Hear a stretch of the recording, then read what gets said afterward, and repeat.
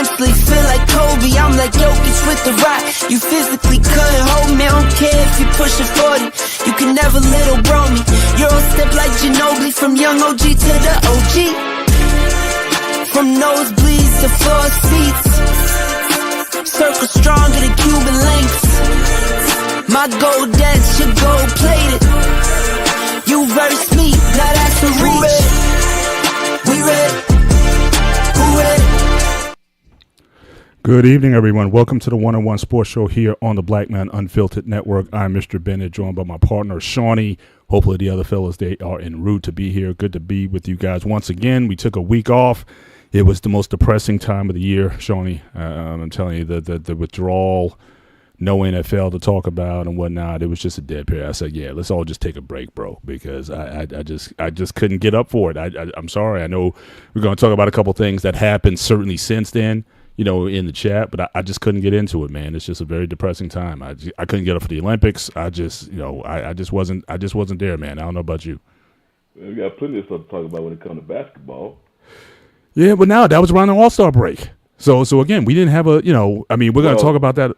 We're going to talk about that a little bit, but I mean, it wasn't like there was a lot of breaking news at the time that we could kind of fill a slot with. So I was like, man, but I'm glad to be back, and certainly we got a lot of things to chop up. Obviously, we got certainly talk about the All-Star break. We got NFL. The good thing this week. Now, again, I'm a combine guy. I know they talk about it's just Olympics in underwear, whatever, the underwear Olympics and all that kind of stuff. I don't care. I love seeing the guys run, jump, bench press. I love all that stuff. So it just lets me know that football, the draft is just a couple months away. Free agency starts on the 11th, and I'm just happy that I can start talking some football again. So definitely going to get into that, and obviously we're going to have a special slot tonight to talk about the Olympics. The shout out to Team USA, both the men and women's hockey team winning gold, beating Canada, and certainly going to hop it up. With my guy Anton, he'll be on a little bit later on. I'm going to chop it up with him, certainly regarding that. But yeah, certainly lots of exciting stuff that's been going on, certainly in the world of sports. But yeah, man, let's just get into this. Let me share my screen. So again, speaking about the NBA All-Star Weekend. So obviously they had the new format. Regarding the, certainly you had the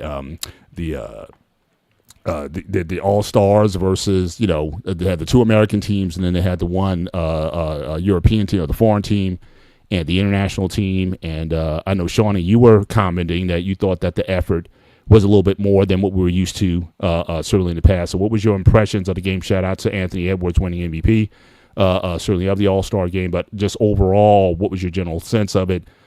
Is this a step in the right direction, or is it still kind of, sort of losing value over time? And we got to ask the question, like, why are we still playing this game? So what was your initial thoughts? Well, the game, they definitely stepped their effort. What was it? Just single 12-minute games for the most part? Yeah. Yeah. So it was basically like running. It's like running game to 12 at the park. You know what I mean? Yeah. It's like, I kind of like that.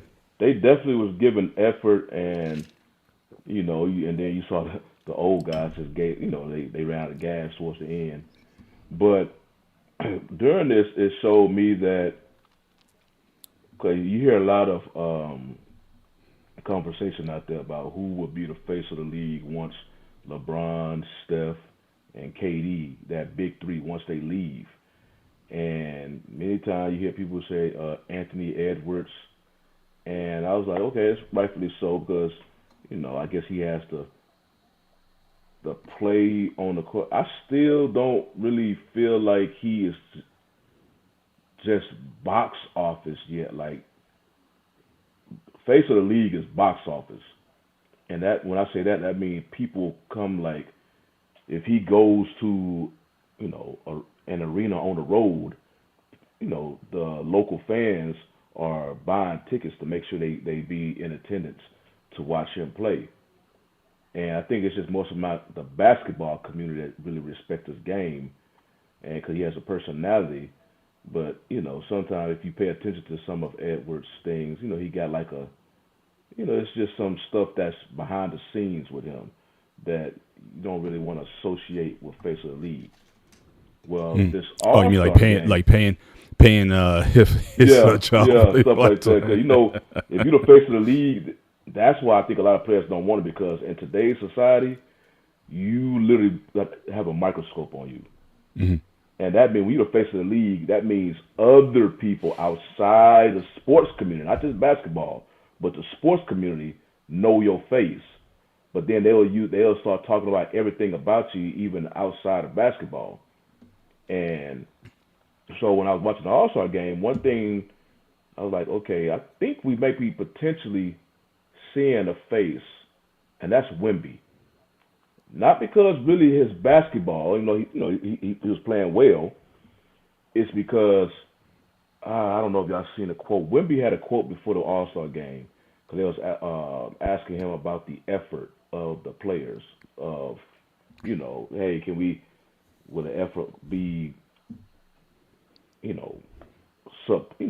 well during this All-Star game? We have to be looking at the past years of this All-Star game going down into this valley of low effort. Well, Wemby made a comment, I'm just paraphrasing, basically like, hey, I'ma let my play be something that the other All-Stars can follow, so everybody can up their effort. He said if they don't follow me as far as effort, I just do it on my own.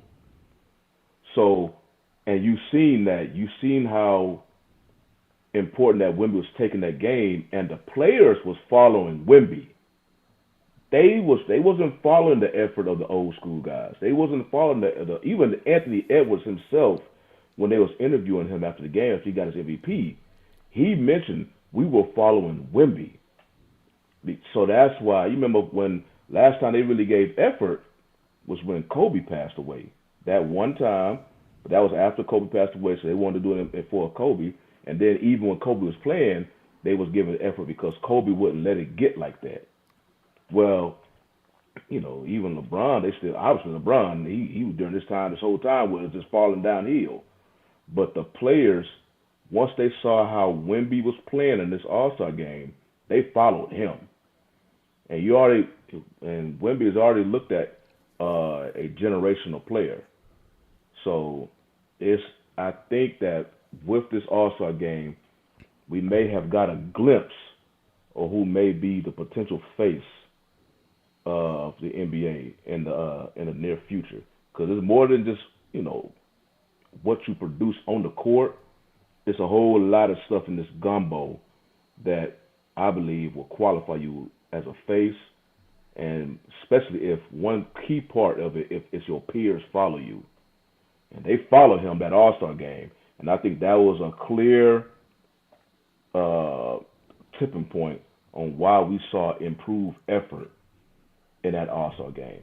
Literally, the only thing that happened that kind of wore down, like you said, the old guys just ran out of energy, man. They just couldn't keep up them young dudes that came and ran them literally off the court. Yeah, which is kind of surprised because the news came out that KD, he said he's going to be on the 28 team. And I don't know if that's just I mean, it's like, we barely got out of the Olympics last time with an incredible effort. So again, are we just going to field a team of age veterans, or are we going to try to get younger? But the thing about when KD played, because we saw in the past Olympics, the world is coming up in a basketball. For real. LeBron and Steph, they may be gone. I think LeBron may be. Steph, I don't know. He still may be, but he still hasn't committed to that 2018. But so it's going to be a lot of young players, particularly that 2018. It's going to be interesting to see them versus the world, who you saw how close France almost beat U.S. in this past, in both the women's game as well. So, it's going to be interesting to see when KD playing 28 games. The world they may overtake USA at that point, or be really neck and neck. Gotcha. What's going on, Dante? Man, not much, man. What's going on, fellas? It's all good. What was your thoughts on the All-Star game, the new format? You for it? Did it raise stake for you? Did it capture your interest? I'm not gonna lie. Typically, the All-Star game falls basically around my anniversary. So I normally I have a And reason. No, I basically, and then since it's been bad, I just kind of like, hey man, that's my time to kind of take a break, and then just I'm normally traveling, but this time I was sick as a dog, and I was just like, because I was already hyped to see it, but I was just like, I want to see it, so I was just like, I had enough energy to watch it, and I was like, I was actually entertained, and yes, I was gonna get KP. You read my mind about K. Shout out to Arlington, Texas, DFW Hoopers, but the fact that they came with great effort, but someone this, and I don't want to take away from their point. I can't remember who made it. They said we should do this every 4 years to keep it fresh, since the All-Star game has such a tough time of being competitive. And then, if you do that at the point, and we have it, 2028, we do it like that. But we should go it back to East and West. When Miyama, he's going to be the catalyst for the West. Anthony Edwards is going to be a perennial All-Star. He will spark the West because I like the way he was competitive and won the All-Star Game MVP. But on the Eastern side, we got to have the Cade Cunninghams of the world, who was a part of the All-Star winning team. Jalen Duran, who looks like he could be a consistent All-Star if he keeps improving. Those guys the young guys are going to have to lead the way. And so, but I want to focus on the point of what Kevin Durant said. And you saw it in the All-Star game. He was just like, the Euro guys, and Anthony Edwards made it too, they're not competing either. So we're always saying, hey, they're the best. Everybody, even on this panel, we're just saying, hey, I don't know. I think they may overtake the world. Whereas I have a different viewpoint on it. We have to see if they're going to raise their level besides Wembanyama. He's not the only guy that can raise the level of play. The other European players have to go, and it's just like they don't care. Like Jokic already, the flaw on him is it seems like he doesn't care as much as the other guys. It doesn't seem like he cares as much, and he doesn't care about being the face and doing all those different things. And I know we're saying Wembanyama, we don't know his personality yet. So I think maybe this was the coming out. If he could have won All-Star Game MVP, and maybe this could be the point. It may be the fact of what's going to happen in this April and May. In June, will he step up and take on that mantle as far as the international game? But I do still think there's always going to be, because some people are just not going to be cool with an international player being the guy. There's always going to be a top American player that certain people are going to look for. Luka Jokic. Yeah, no, Luka and Jokic aren't him. But what I'm saying is we need him. We need the Wembanyamas of the world to spark the Lukas of the world. To spark the Jokic is like, hey, we're trying to make this game better. Like, because I'm also like, look, you can say, hey, under LeBron's watch, these things happen. But also, like KD, you could see his comments. It happened on KD's watch. He's just a couple of years after. It happened on Steph's watch. You know, what happened to the older guys in the game and doing it? There's a bit of a disconnect. I'll take it a step back further. Who started the process of sitting out games and resting games? Which player started that? Or who started that? It was Popovich. It was Popovich. So my thing is, Popovich, a coach, or one of the best organizations we have, and I will say I think that was the transition point where Stern wasn't there, and it was already the Silver had taken over. Yeah. That's something they should have spanked their hand out of that early, but he kept trying things, and they should have had a sit-down meeting with him like he would have Iverson and any other player, like, hey, and said, this crap's got to stop. But and I'm glad you mentioned Kawhi. Kawhi, the great enigma of Kawhi Leonard and how great he played, that's the only thing I say they have to tweak it. You can't play them back-to-back because you want the high effort, and with the All-Star game, you're rotating guys out. I really would have liked to see at their best that that older team get to go against the younger team. That would have been great. But I appreciate the effort, but other things that All-Star weekend got to go. Yeah. Speaking of the perfect segue, because I'm declaring right now the slam dunk contest has to go. It has to go. It's over. All right. I never thought in my life where I'm like, bring back Billy Ho, bring back McClung to the dunk contest, because I mean it was boring. These guys are uninspired. All these guys are bench warmers. All of them. Only one guy, I think it was Jackson Hayes, had got any starting time. None of these guys have even been starters in the league. So where do we go from having the superstars of the game, the true all-stars? These guys aren't even all-stars. So we went from the best in the game with Dominique and Jordan and Dr. J and those guys to starters, or at least guys come out the bench. These guys got 0 minutes. These guys are averaging 5 points a game. You can blame LeBron for all this. Absolutely. So I mean, so this is but it's over. Like I said, the only thing you could do to save this contest is, like I said, you could take some all-stars and you can represent some guys, go to the local course and get the best dunkers in the world. And you sponsor them just so that the fans can enjoy having a good dunk contest. Because really, it doesn't matter if you're that good at dunking. It doesn't matter what your name is. Just find the talented guys and let those guys go ahead. Set up a first prize of like $100,000 or something like that. Outside of that, I don't want to see this again. I mean, none of these guys, even the guy who won it was annoying me because he'd do his stupid dance before he dunked, and his dunks really weren't that impressive to begin with. It's over. It is over. The last one we had was Levine and Gordon. That was the last great. And that was the time, to me, that was the time to re-spark it. And I will say, I take it as a legitimate complaint of like, hey, LeBron helped Tilden. But there was some other stage apart. There was a number 1 overall pick that was once and won the dunk contest. But it's just like with Blake Griffin. But it's like after him, I'm sorry, the league should have forced Ja Morant and Zion before they became guns and buns. Before they went to that and went off the path, he should have had them compete in the dunk contest. That would have brought the energy because I had to take the shot. Because I have not been more disappointed in two guys in the league in a long time. That I was like, I think Ja Morant has a chance to be better than Zion. Look, I said I wanted Ja in the draft that year coming out. I picked Ja over Zion. Same here. He's explosive. 1 and 2. Nope, no question. But we're gonna have to brand this guns and buns. You're gonna have to go. Hey, black man, take a picture of this and just that'll be our new hashtag going forward for these guys. But it has to go. In fact, I don't even want to spend any more time on it. Let's move on in the show. But again, awful. Shout out to Dame for Dame coming back winning the 3-point contest. I thought that was dope. Him winning that. But outside of that, nothing to talk about. And so just bury it because I don't want to see bench warmers in the contest. But moving on to NBA, more things. So again, it just gets worse and worse for your Mavs. It's like every year is a story now. So again, Kyrie is out for the rest of the year. So again, what's going on? What do you think is there the plan, or what do you think is the way forward for the Mavs? I mean, you're in the finals 2 years ago, and now it's just a complete mess out there with the trades that have taken place. Yes, they certainly they got the number 1 draft pick last year, but it's just whatever the grand scheme is, it's just not working. So you guys are close to the ground. What's the word out of Dallas when it comes to the Mavs, and what is the plan forward, or how they going to proceed? Start with Shawnee and go with Dante. Well, when Kyrie was ruled out for the season, it was just okay.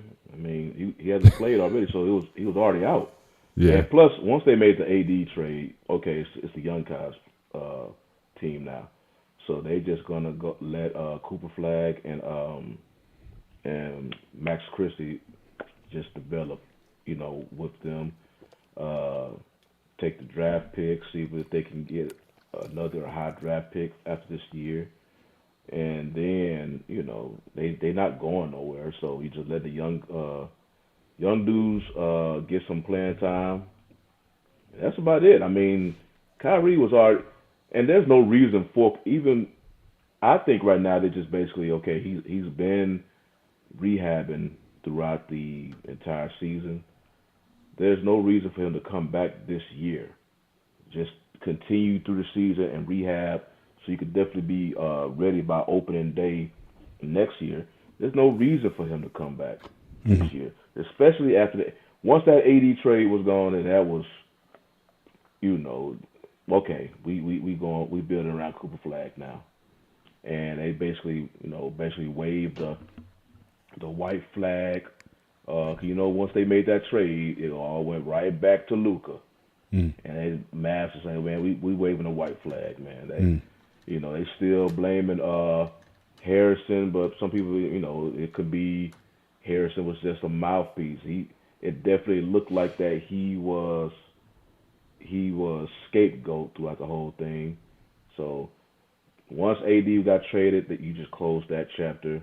Now they got lucky and was able to land the number one pick, get Cooper Flag. He clearly looks like a dude you can build a team around. He clearly looks like that. I know. I don't know if I mentioned it on this show or maybe it was just on Facebook or whatever. I told people, if fans, because they were so much in their feelings when Luka traded, I'm like, just give it some time. Cooper Flag is going to assume that position as the face of the Mavericks to where y'all gonna be, everybody gonna be wearing Flag jerseys and having that pride about Cooper Flag, because Luka was an elite offensive player, like level turned up to the max offensively. Everything else, defensively, everything else is gone. It's like they soaked up all of his talents for his offensive skill set. Cooper Flag is a good offensive player. He can potentially be a great offensive player. He still got to work on his three-point shooting. But he's a good offensive player, but he's a great defender. And he competes. He competes on both sides of the court. So I think that alone, Cooper Flag kind of keeps a low key. He don't really talk a lot. Mm-hmm. You just see him on the court. And then once you see him on the court, the dude produces. And he's so young. Him and Luka came on the Mavs when they were so young. So, it's a new era down there. I think the biggest drama they have now is just between the owners and whatever whispers at the time were talking about them moving the team or whatnot. That's kind of quiet down. I haven't heard much of that lately. Wasn't there also a rumor that Cuban was considering buying the team back? Was that a real? It was a rumor. Yeah, that was like a rumor. I don't know how much was behind it, but yeah, it got a couple of clicks. Mm-hmm. Got it. Your thoughts, Dante, on the state of the Mavericks is the word tanking? I mean, are they just gonna I don't know what the league rules are when it comes to that now, but is that the thing now, just to sort of tank the season and just you got one piece? They really don't need to tank right now. They need to tank. They're tanking automatically. To be honest, the way it was sold to start the season, they were going to push for the playoffs and everything like that because you had the pieces in place. You had AD. You felt like, hey, you're going to get Kyrie back. I believe once they got off to the bad start, and then you fire Nico Harrison, it became evident that once he's expendable, all his guys that he wanted are expendable. And Shani, I will stop you there and say, if you're saying that he's a scapegoat, and other people say that, no, so the Mavs told you, the Mavs organization put a gun to your head and said, trade Luka. Okay, I can take that one. But he told you to trade Quinn Grimes for Caleb Martin, who's played like maybe 20-something games for the Mavs. Like he just a horrible trade. You saw what Quinn Grimes did. He's probably going to get a new contract. So it's like if there are other deals that he did that were bad, that obviously Luka being the worst, then PR wise, him not standing on it. I mean, him getting the threats, not being in the tunnel. There was a lot to go with it. So it's like he made his own bed, and then some people, even one of my friends, he was just like, "Oh man," he always posts. A friend of the show, he comes on every time he in the chat, and he always like, "Great trade, Nico." I'm like, you can't say great trade, Nico. That pick was not a part of the deal. That pick doesn't come till much later. But I think if Kyrie gets back healthy, he could have played this year if AD's around. If they're pushing for the play-in, that way you can have hope. You got the rookie of the year, unless Tom Knoepel gets it out of Charlotte. But you got a guy that's and you want young players in winning situations. That's the one thing I think the league gets wrong. Try to compete with the guys so they're trying to win. Like, thank God, LaMelo Ball's finally winning some games because he hasn't won. I don't think he's won ever in his life since he was playing with his brothers, and that's not good. That's loser basketball. But I think the Mavericks are in a good spot because next year Kyrie may not be traded just from the standpoint of the Mavericks don't control their first round picks for the next few years. Like this is their last controllable pick. So they're naturally tanking, honestly, because they were trying to win and then they just stumped. So that's the kind of tanking I don't mind. The Pacers, you lost your player, you lose Miles Turner, out of the blue when you're supposed to sign him back. So I'm like, hey, I understand that tank. Now what Utah's doing, didn't trade for Jaren Jackson, kudos for that. But then you're sitting guys in the fourth. Oh, minutes restriction. You're sitting them in the fourth in a competitive game. That crap has to stop. Gotcha. All right, moving on. Other NBA news I want to cover. So I don't know if we got a chance to talk about the Harden trade to Cleveland. I don't know if we talked about that in the last show, but I mean, but obviously in the last game against the Knicks, he fractures his right thumb, so I'm not sure how long he's going to be out. But Cleveland, they've been on a bit of a win streak. They're 8-2 in their last 10 games, and certainly they're in fourth position in the East. The Celtics, though, they're also very hot. Going on. They got the best defense in the East at this point. Forever I've been hearing that he's the missing piece to a championship. And every team he's been on, that was the pitch. With Philly, with Houston and whatnot, now with Cleveland. Do you think that he could be the difference maker to help Cleveland get out of the East? Or was this, should they just stay with the younger guy, whatnot? Or was just sort of a desperation move by Cleveland to try to acquire a championship? But, I don't, again, with a thumb, not sure how long it's going to keep him out. But I just think that, I'm not sold on James Harden in any situation that he necessarily makes you better. He's an older player. He's like 36 right now. So I just can't see what the value of that trade was. I didn't understand it when it happened. But I don't know if he can really help them get over the top, especially with Boston, with their going, and Pistons are playing pretty strong as well. So your thoughts? I'll start with Dante on this one. Your thoughts on a Harden trade, and do you think that can he be a difference maker with this team? For the easiest answer is no. I'll never believe in James Harden in the playoffs until he does it. Games 6, 5 through 7, he may disappear. And it's just I can't trust him. We got like 12, 13 years of data, and it's not gonna be effective. What I will say is the Cavs are I think they're the only team in the second apron, and I think this is a sneaky way to be like, oh, we got a perfect salary match, player for player, and then Harden wants a new deal.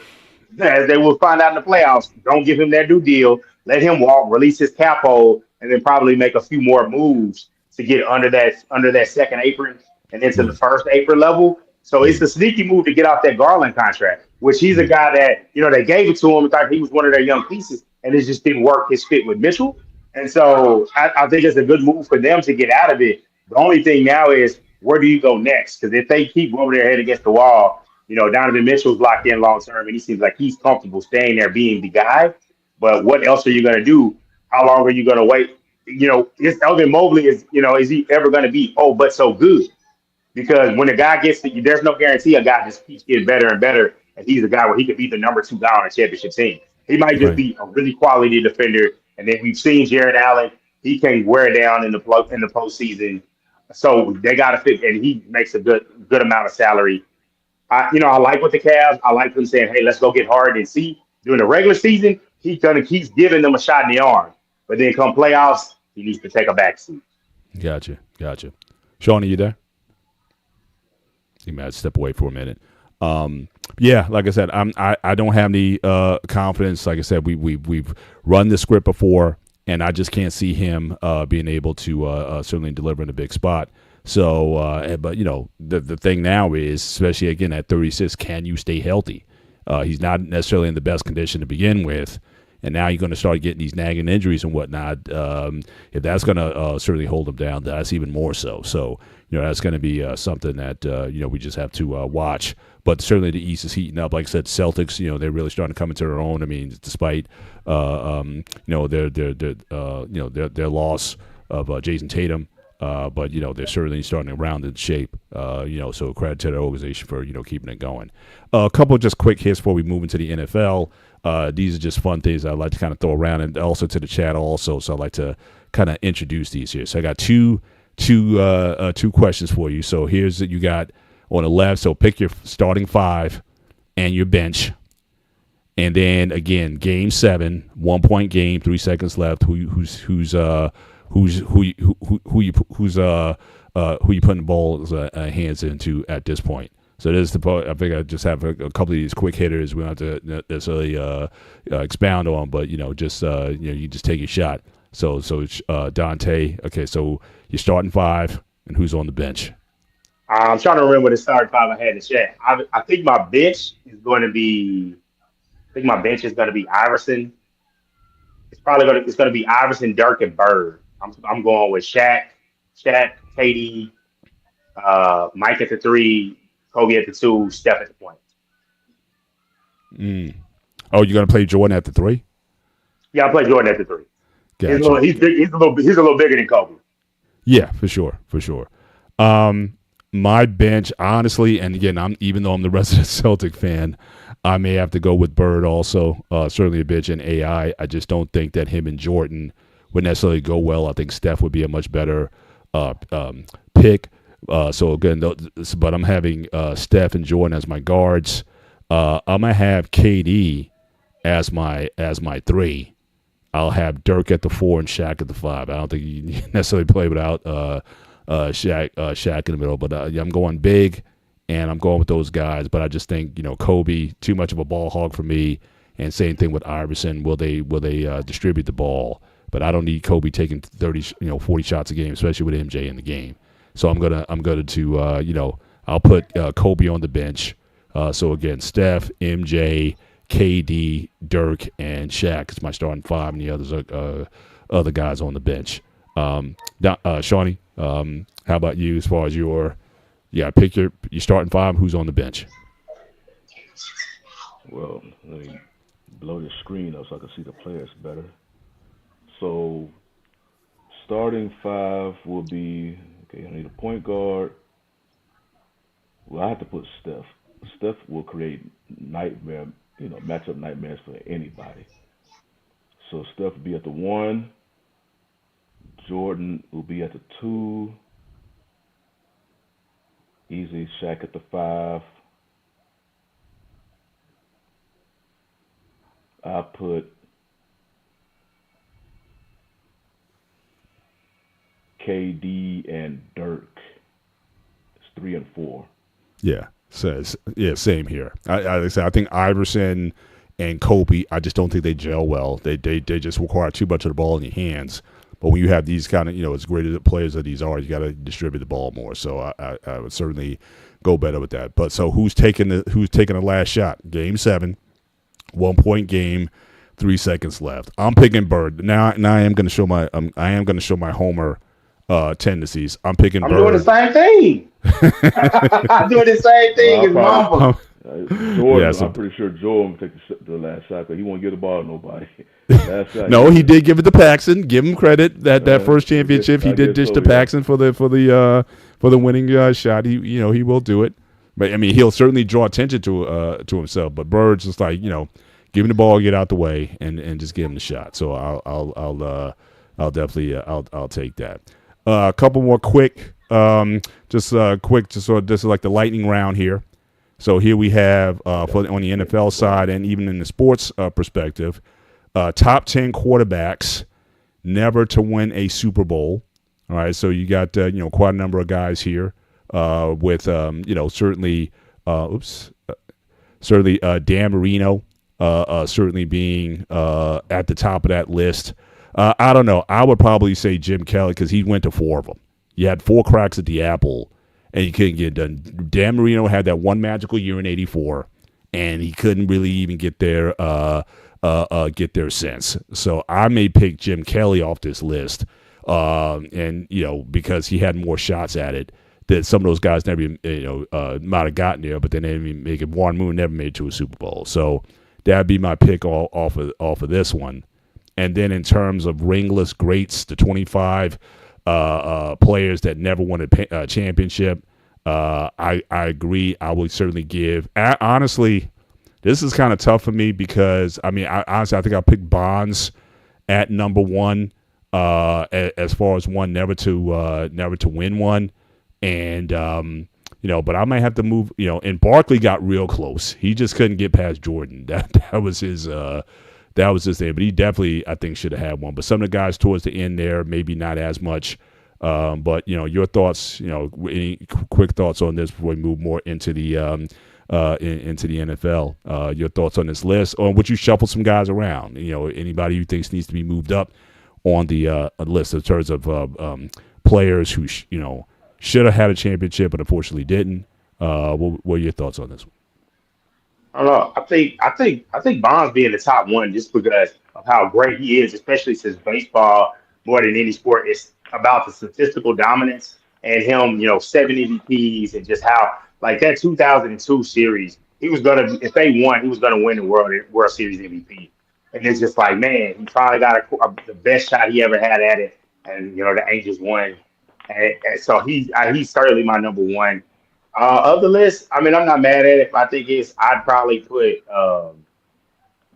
I put Barry Sanders pretty high up there as well, just because of how feudal he was and how great he was. He's pretty high. I got Moss pretty high up there, which that's another point with Moss. Like sometimes when people, and I got to talk about my generation of millennials. Sometimes when we try to uplift him over a Jerry Rice, I gotta tell you, man, y'all go look at his stats in some of those playoff games and how it was. It's almost like he didn't show up. So it's like that's one that's. Yeah, that's kind of for me. Yeah, Eric Dickerson is one of my faves. See, I can't. He never had he had Dieter Brock as his quarterback. He wasn't winning anything. He wasn't winning anything. He wasn't. Not with Dieter Brock.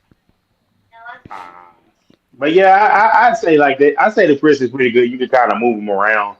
I mean, obviously, controversy aside, we understand the situation about Malone being up there. It's just we don't really talk about him anymore. But like him and Stockton might need to be side by side, honestly. Yeah. There's just a lot of these guys around 12. It's like Elgin Baylor. I mean, he had to go up against those 60s Celtic teams. They lost every year. It was Celtics and Lakers. And he had Jerry West and those guys. But, I mean, the Celtics were like every one of their stars like Hall of Famer. You know what I mean? So that was just you just weren't getting past that. So him I probably feel the most for. Because, again, he just went up against that wall every year. They just couldn't get past that. He's so dominant. So dominant. Like, you go and look at it like, that's the one thing. I can't have Bo that high.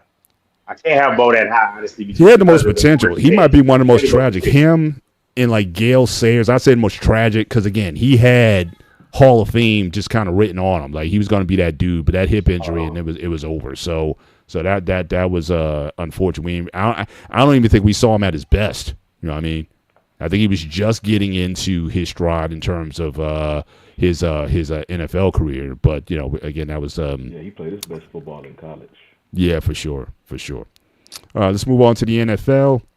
So again, we missed out on this last week, but we kind of talk about these together. So again, it's obviously the trading free agency starts in the NFL on March 11th, and so obviously you're going to have some big names out there on the trading block. So obviously, certainly. The Dolphins are cleaning house at this point, and so they got rid of Tyreek Hill, and certainly that freed up $22.8 million against their cap.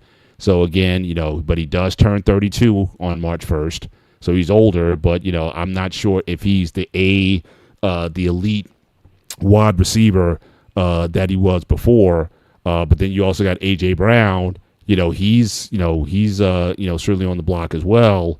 So as far as these two guys, what do you think they may land? I mean, I think certainly a reunion for Tyreek with Kansas City, especially that they got Eric Bieniemy back. That makes sense. I don't know if they want to deal with the drama, though, because he is a drama queen. Again, a lot of teams, they will deal with a lot of stuff if you produce. But with his age and just with all the other things that have gone on, I don't know if he could be that guy. So shout out to Alexis from Texas. He's like, we don't want him. You don't want to get the band back together? Y'all need him. I mean, to be honest, y'all yeah, who else you guys got down there? You got the speedster guy down there, but you don't have a lot of options. What's the name was about to get? He's about to get suspended. He's potentially to get suspended because his girlfriend, his ex-girlfriend, is doing a case against him. And so it's not a criminal one. So they're going to be able to go and talk about the details. And once they go in and unpack those claims, you're looking at an exemption list. So don't be so quick to be like, what you don't want, beggars can't be choosers. You are coming off of a season in which you did not perform how you needed. I think that's a perfect marriage as far as I was listening to some guys from the local station here at 105.3, and they were like, I've listened to people in the league, no buzz around them, only one G offended to. Uh-oh. You good? We can't hear you. You muted. You still muted. Come back in, Dante. Yeah, you might have to go off and come back in. All right, go ahead, Shawnee. So between, I still think Tyreek Hill could be one of the most. People forget how dangerous of a receiver he was. Dude's speed was just game changing. I think he was one of the most feared receivers during his time, especially with KC. And he's coming off the knee injury, but if he is able to get back at that, and he able to, because they have been talking him and KC. If he is able to get back to them, they can. It just depends on how he's able to recover back from his injury. When he was with Miami, that was, I think, more of Tua. Aside the fact that he was dealing with his injuries, Tua was just, he had that one good season where it looked like Tyreek and Tua was going to be a hell of a connection with each other. And then once his concussions started happening, we never saw that Tua again. Mm-hmm. And then after while Tua was out, just the level of quarterback just drops with the backup that was putting in there. So that alone basically took Tyreek Hill's game out of people's minds. And then he got hurt. So with A.J. Brown, as good as a receiver as he is, with A.J., it just, dude, winning does not make him happy per se. Maybe, I guess, if you constantly feed him the ball, but he was on a team that was doing a lot of winning, and he was still having issues somewhere or another.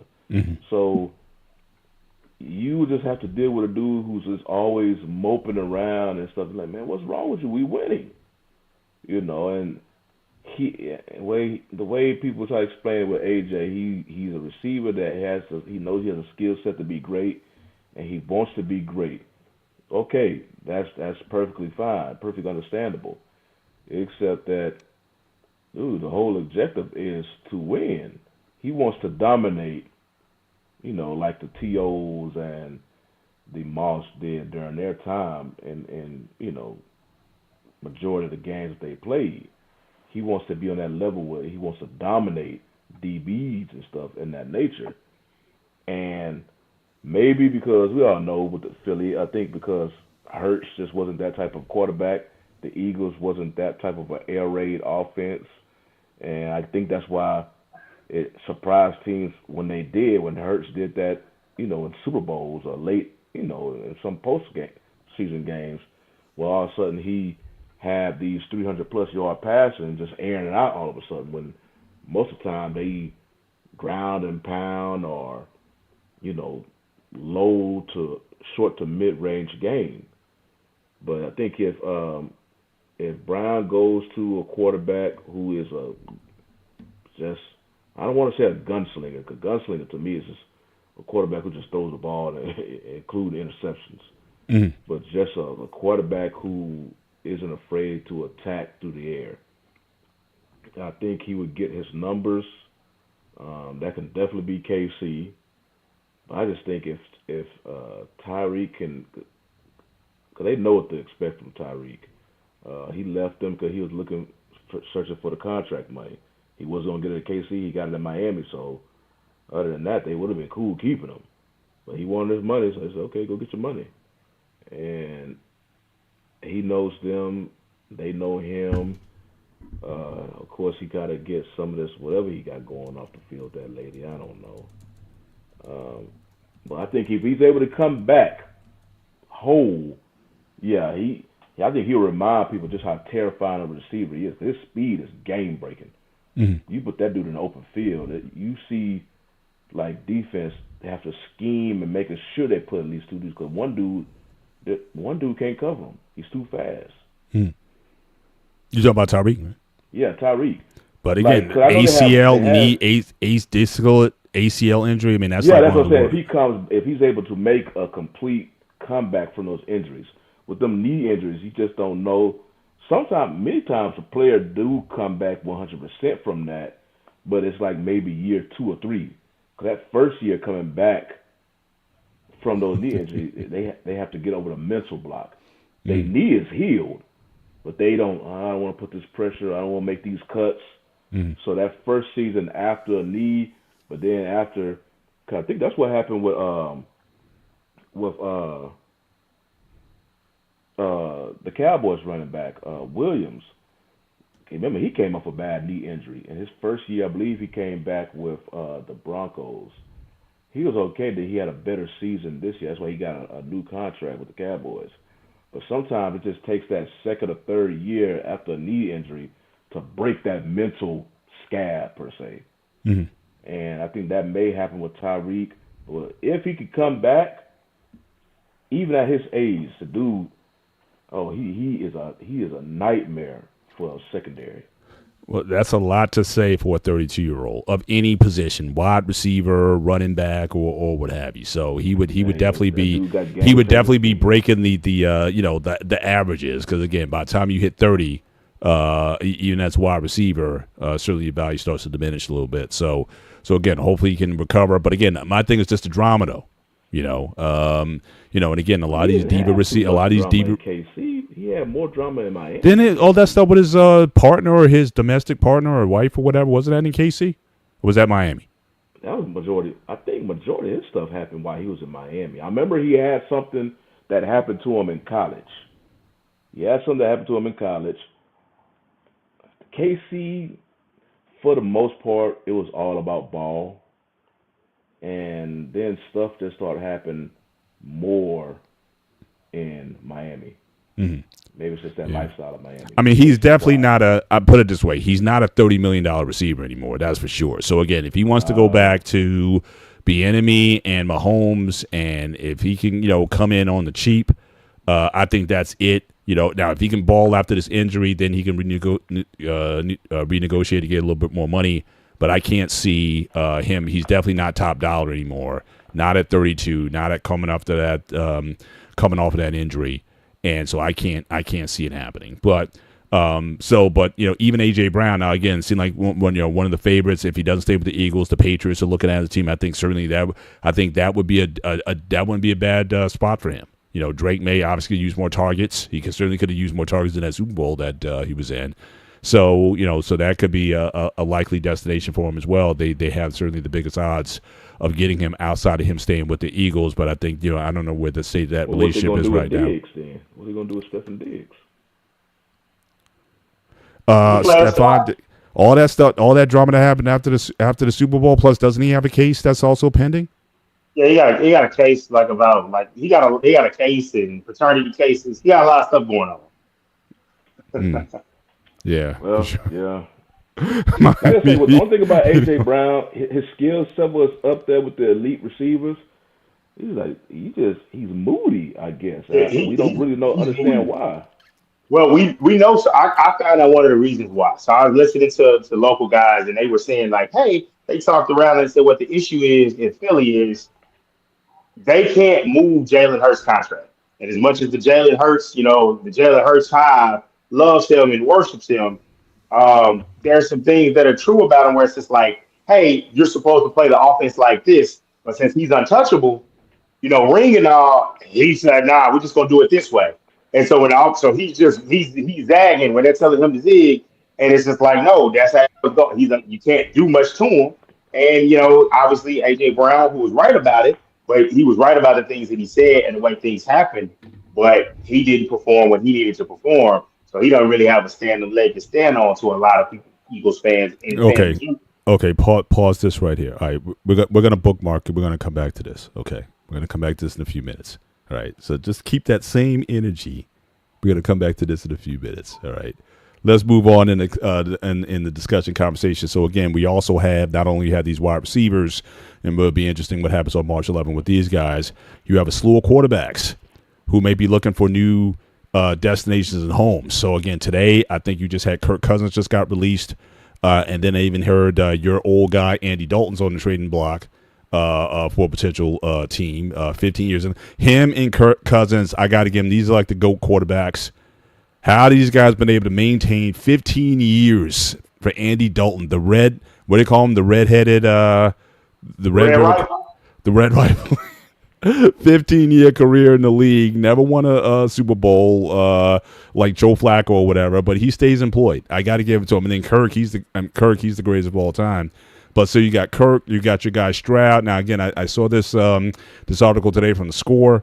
So again, your GM is adamant of Stroud staying there. Now I know Shawnee, you've been very down on Stroud this third year. You were expecting a lot of growth from him. He regressed quite a bit. He had even though he beat the Steelers beat themselves, but certainly he had a win over Steelers, but he looked awful. Had a lot of turnovers, and but this GM seems to be committed to Stroud when you know he's about to get paid.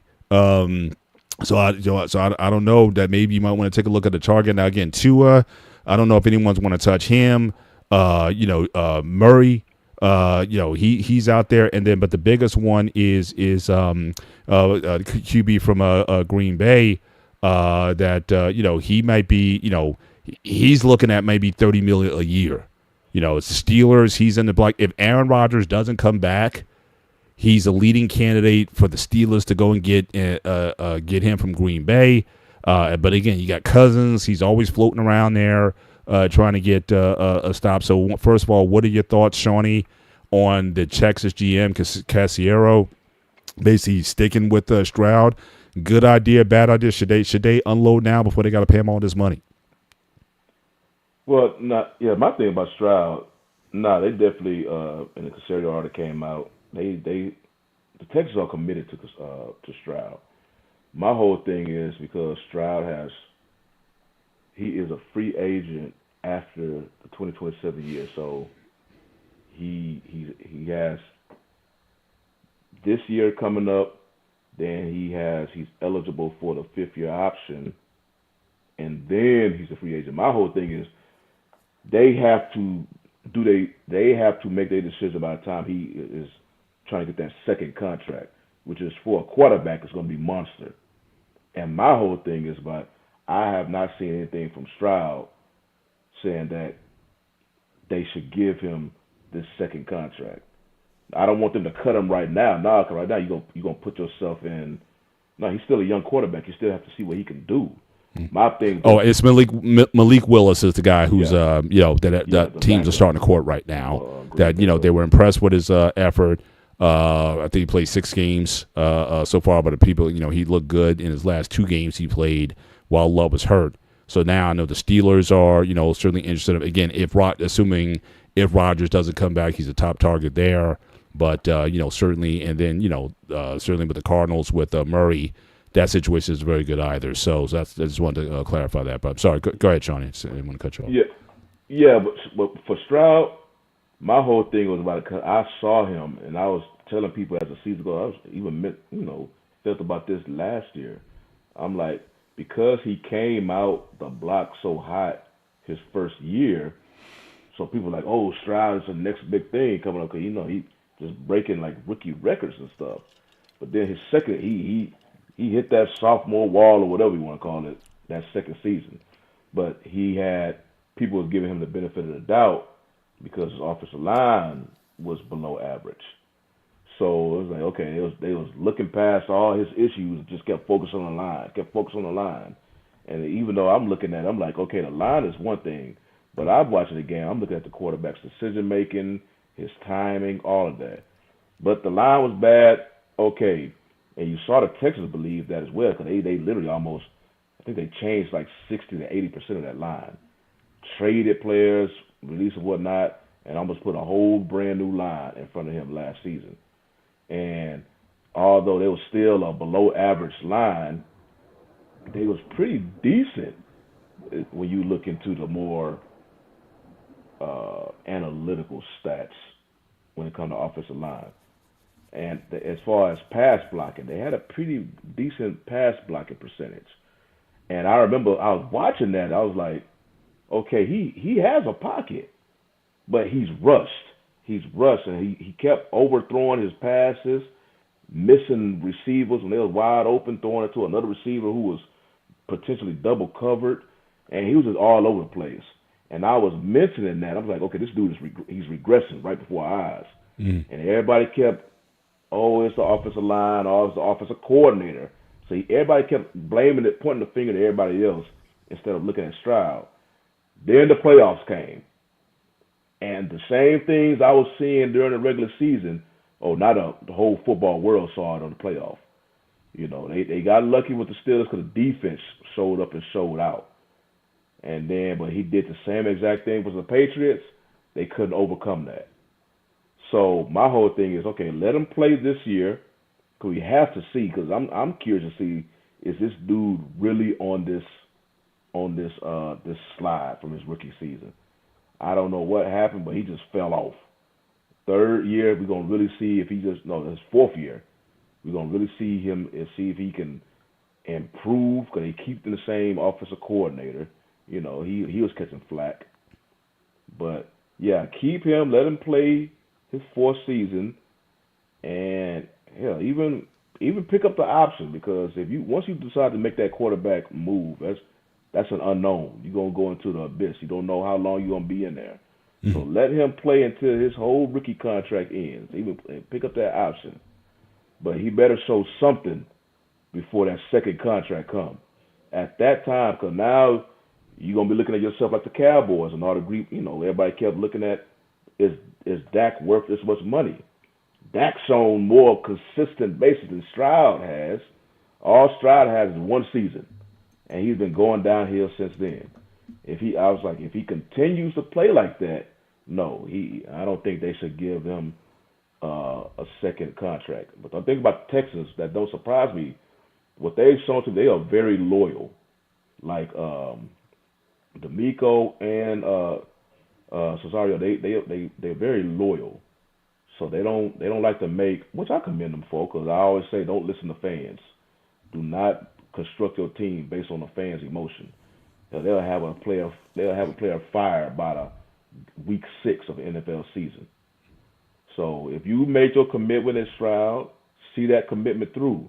But when you come, especially the quarterback position, and they could potentially take up, what's that? What is it, Dante? About 20 to 30% of your cap on that second. Somewhere in there. Yeah. If he could potentially take up that much of your cap, you better damn sure make sure he's your franchise quarterback. Well, that's the thing. Savings, I don't know if he is. I mean, look. They say this is a a win now. This is a win now league. You already got a hellacious defense.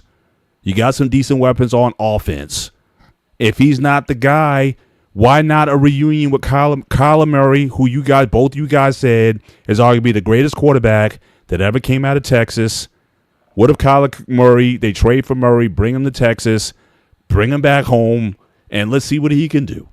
I mean, Dante, what's your thoughts on it? Are you buying or selling on C.J. Stroud, and what would your thoughts be if they decide to make a move and bring Murray into Houston?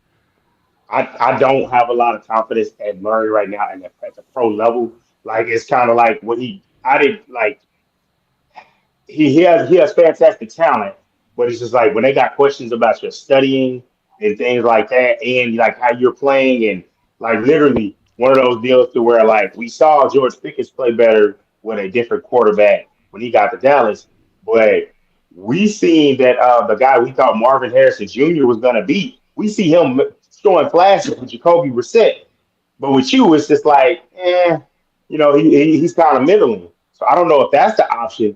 Honestly, I think the Texans, they're kind of stuck, but the only way they can get permanently stuck is by giving him a contract extension. Unless he's going to take a low ball extension, then I wouldn't do it. I would just pick up his 5th-year option, let him play it out, and then give him the opportunity to be like, look, if you want to make a lot of money, I'm going to let you hit the free agent market if you don't play, or I'm going to give you a new deal. Either way, you're going to cash out. And I would say, hey, we're going to play it out like that. And next offseason, that's when, like this offseason, you try to get your picks in place. And next offseason, if need be, then you go and find a quarterback. At least you might have to bring it. Do y'all see Kyler Murray's numbers? I mean, when he's healthy, he's not bad. He's a 67.1% completion record. He's a 2-time Pro Bowler. I mean, yes, this last year he has some he has some injuries. But I mean, considering Stroud the last 2 years, you can make an argument that Kyler, even with all of that, is still outplaying C.J. Stroud. He had the one great rookie year, but more consistently, Murray has been more consistent. So again, I'm not gonna not poo-poo that. If the Cardinals want to make me an offer, you bring Murray, who, as you guys said, the greatest quarterback that ever came out of Texas. You bring him to Houston. that could be a buzz that, you could really pump some excitement in. But I'm looking at his numbers. He hasn't been that bad for his career.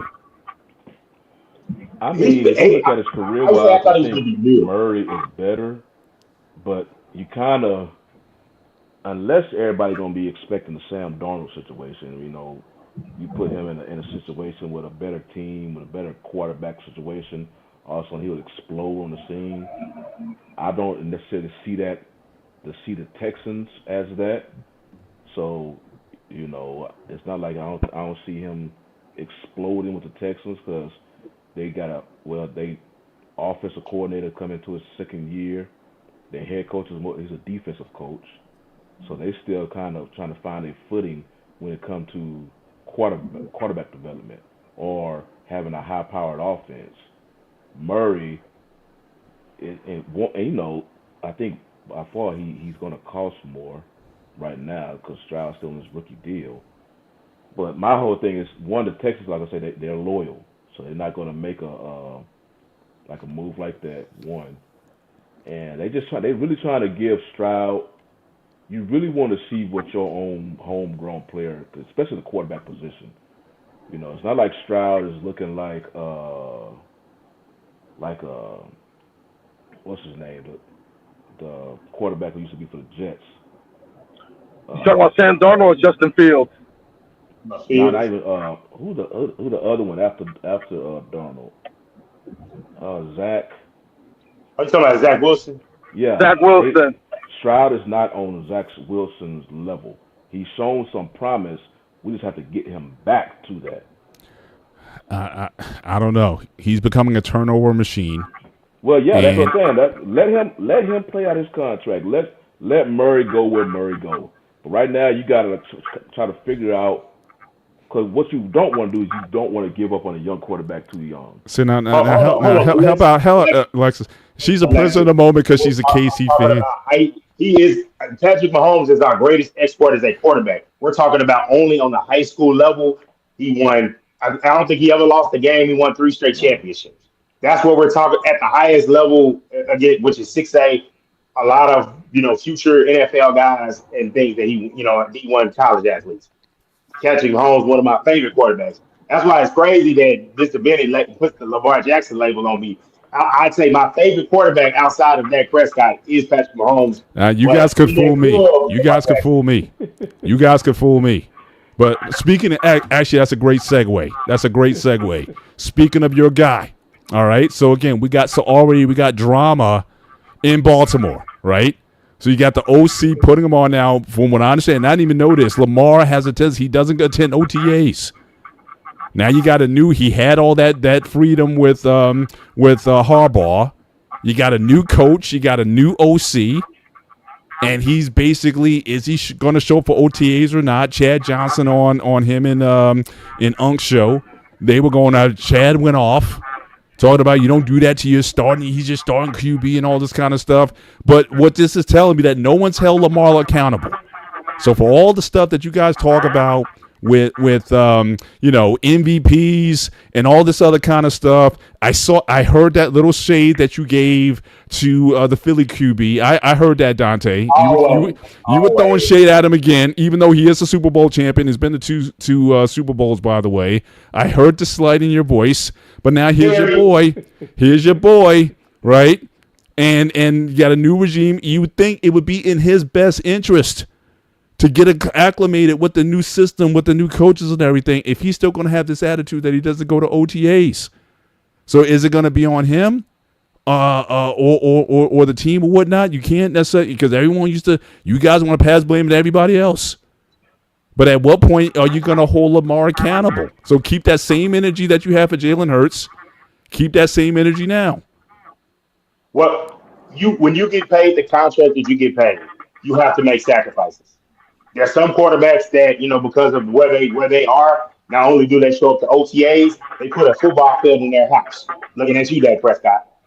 Lamar needs to get some of that. Lamar needs to, not only does he needs to get them, hey, if you want to spend time in Florida, he needs to get them to schedule the OTAs in a certain way. And then when they're not in the OTAs, fly those guys to Florida with you and come let them go work out in that Florida sun so you can get acclimated. I'm 100% with you. I didn't know he did that. When you know the system and it's been there with Harbaugh, don't have a problem with it. You know, you would love him to be there, but he's not. But with the salary he makes and the leadership thing, new coach, if you get the top dog to go in line, so Mr. Bennett, I know you're throwing the jab. I agree with you. He got to be there. His ass got to be there. Now, next year, we'll get to next year and next year. But this year 1 with the new regime, with the hot defensive coordinator that people wanted, he's going to fix the defense. Who's going to fix the offense? You, Lamar. You and the new OC are going to fix the offense. And whoever's going to get the offensive line together, he's got to be there. 100%. Like if I'm going to critique, are you right? If I'm going to critique Hurts for like, his, rubbing people the wrong way in the organization and being like, hey, he's above reproach and you can't be, nope. Same with Lamar. You got to show up to OTAs and get it going. 100%. Gotcha. Shawnee? These OTAs are voluntary. What difference does it make? Well, no, because a lot of players I heard when it comes to like the voluntary OTAs, they will make a big deal about it. Oh, this is his option. This is optional. Hang on. You're the CEO of the offense. I know. You're the leader of the team. From the time that you should set the example. I know that, but from times I heard from players of the past, whenever they hear about, the media starts getting on a player, and it comes to it's not mandatory OTAs or the voluntary OTAs, they will, hey, why it's optional? He shouldn't have to be there, and all of this case. So I just want to put, yes, if you're a quarterback, especially if your team is turning over a new leaf, coaching and all this, you need to be there for. Got to lead from the front. You got to lead from the front. Exactly. If this is how they do things, like for example, okay, I'm a Rockets fan. Same stuff was like that with Harden. When it was Harden and the front office that was there, Darren Morey and crew. They gave him a lot of leeway. But then all of a sudden, when the new owner came and the new GM, they want to switch up. Harden didn't want to really play by their rules and whatnot. All of a sudden, bought the fat suit, because I don't know how fast he was able to get that off, but he got the fat suit, got himself traded from the team. I don't know how Lamar is really going to go about, because the season really haven't started yet. I mean, this is just OTAs. Let me see how training camp and all the mandatory OTAs, how this come through, and see how he gels. Because I always felt like, because we know how Lamar came out of college. He was a great athlete coming out of college, and in the NFL, if you're a great athlete at the quarterback position coming into the NFL, there are going to be many head coaches who want to put you in a different position. Or they're going to expect you to play a certain style of quarterback that they want. They're going to try to fit this round hole in a square, round peg in a square hole. And it just don't work like that. Well, when he got to Baltimore, Harbaugh gave him the ability to be himself. So he had it good then, and I forgot what the exact details on what happened. But I think because I heard players was having some issue a little bit with Harbaugh, certain things. They tried to have Lamar go talk to Harbaugh about it, and he did.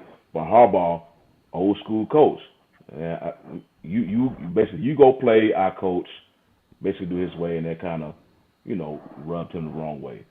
But it's gonna be. We can definitely be looking at this as the season goes to see how he, his relationship goes with this new head coach and whatnot, and the expectations the head coach have. Because I believe this head coach used to be like a defensive coach somewhere on the Ravens staff back in the day, so they know each other. But now it's different. He's the head coach now. So exactly. So now the responsibility falls on him. But I think Lamar, just so there's no friction between now and OTAs and training camp, something to tell them they're gonna meet somewhere in the middle. I think he is gonna show up for OTAs just so he doesn't try to be seen as a distraction. That might be the best thing for him to do. Come to OTAs, talk to the head coach privately, let him know, hey, you know how I do things. You know I don't really do OTAs. I always come to training camp in shape and ready to play, so on and so forth. But right now, Lamar has to understand, like you said, Shawnee, you got a new offensive coordinator. So you got to learn the system now. And OTAs and these mini camps and everything else is the time for you to start understanding this new playbook, understanding this new system, see how it goes. That way, come training camp, you make sure everything's fine, polished, and good to go. That way, once the season starts, no fans or buts about it. Either you know the system or you don't. So I think he's going to come just so he doesn't cause a distraction. Right. And I think he's going to find a way to meet with the coach. Say again? Okay, and he's trying to get that new extension. So if you want that extension, I need you to be. Hey, you got to be Johnny. You got to be. That's Hey, it. come. All right, so black man, so bookmark this segment also. I'm a hold both of these guys accountable for what they're saying. All right, down the line. So I'm just saying we're gonna come back and visit this. But let's get out of here because I want to spend the latter part of the show talking about the hockey. But real quick for you Dallas fans. So you got your boy trying to reset the market. So you got Brandon Aubrey. He wants $10 million.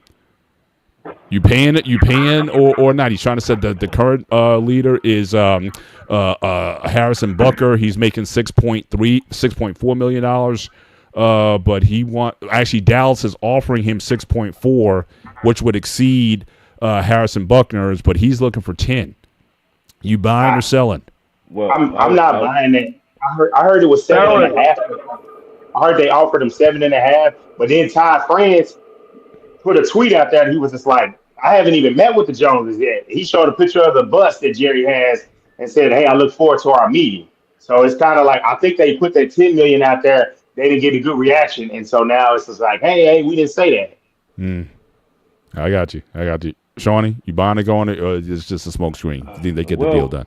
Well, okay, so I'll put it like this. I was debating people online about this today. You know, salary cap as a whole in the NFL is going up.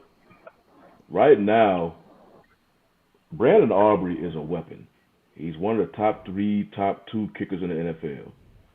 Right now in the NFL, we are seeing, I think a lot of people still have the mindset of like the early 2000s or 90s, whatnot, as far as you just a kicker. You down there on the lowest on the totem pole, per se.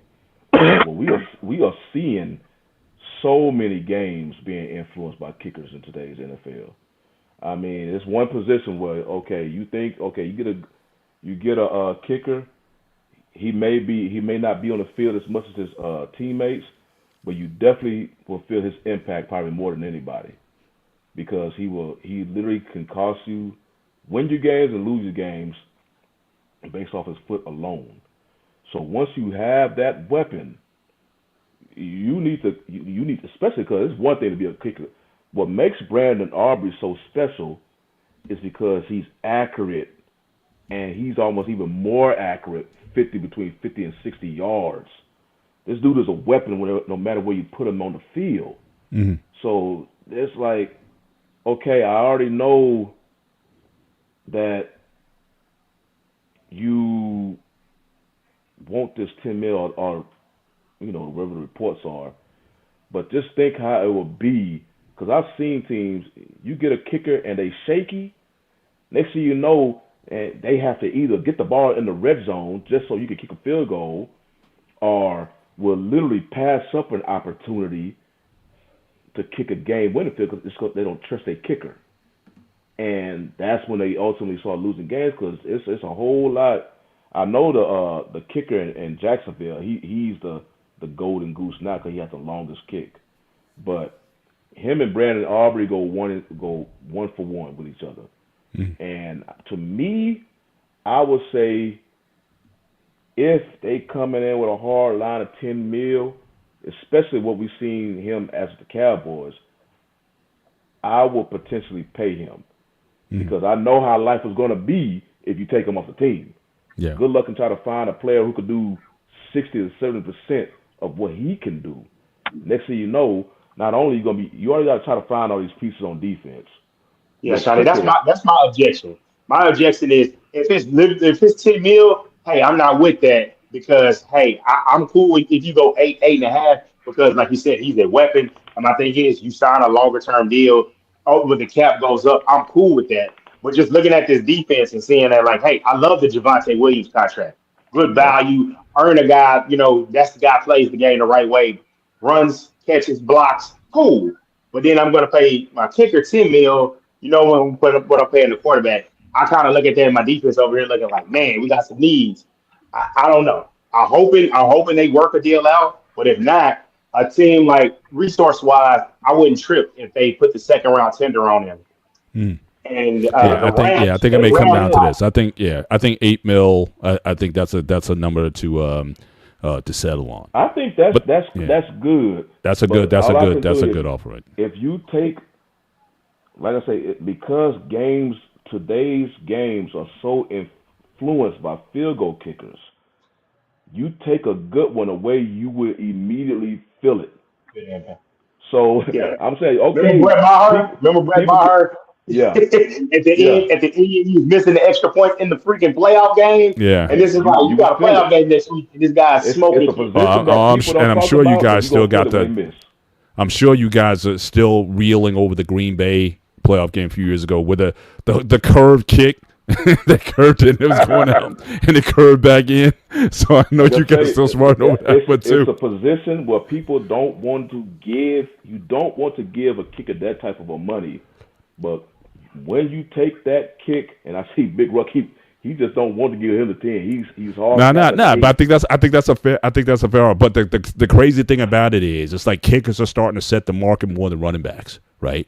You don't get running backs getting $8-10 million contracts anymore.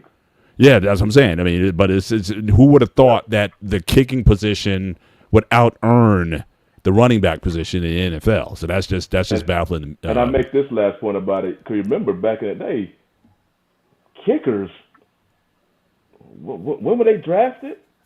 After the sixth, seventh round. Yeah, I mean, exactly. it was or you didn't have it at all. They just came. You had open tryout.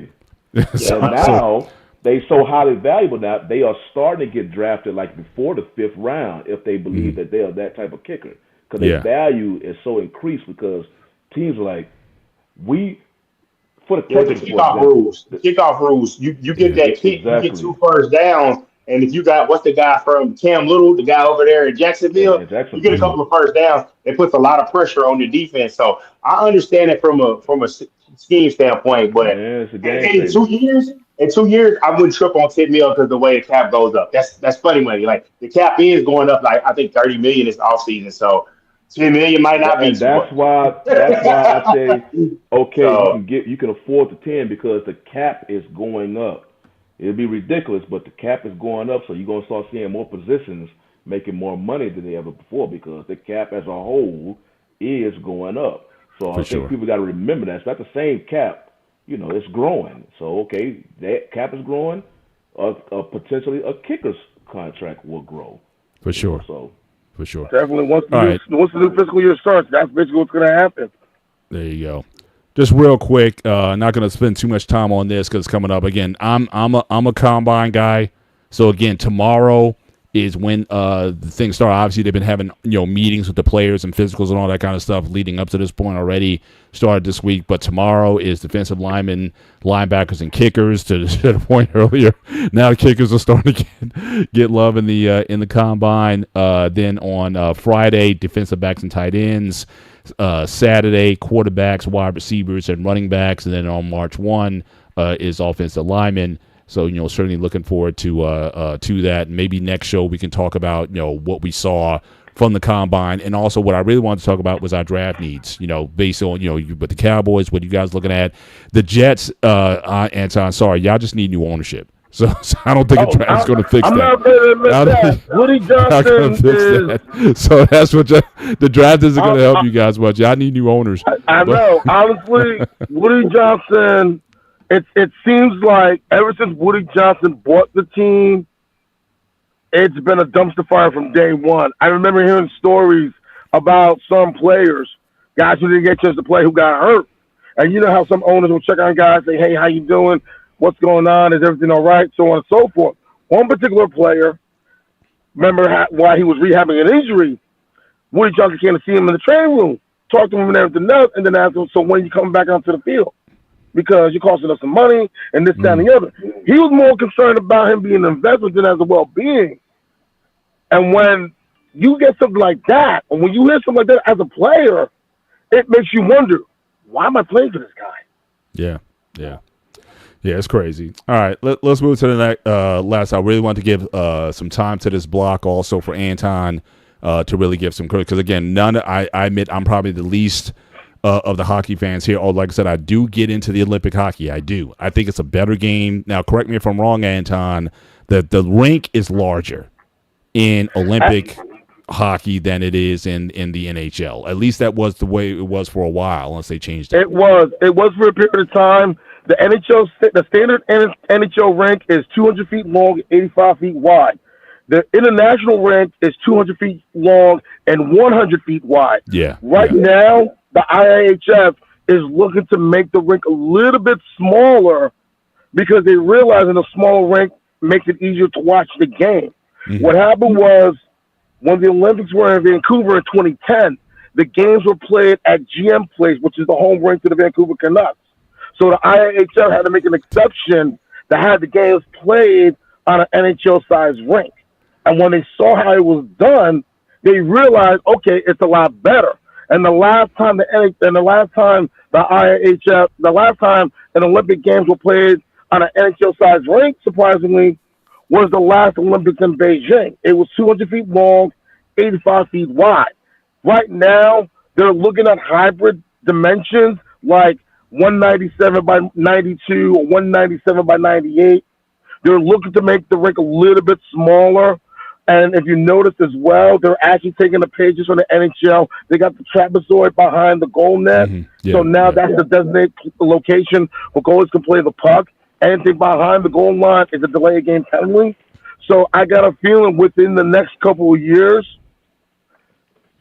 the international game is going to be playing on the same size rink as the NHL.